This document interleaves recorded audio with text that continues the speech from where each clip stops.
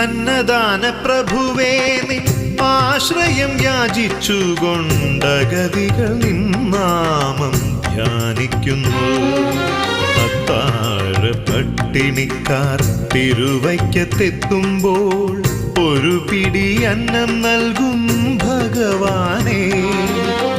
അന്നദാന പ്രഭുവേ നിൻ ആശ്രയം യാചിച്ചുകൊണ്ടഗതികൾ നിന്നാമം ധ്യാനിക്കുന്നു.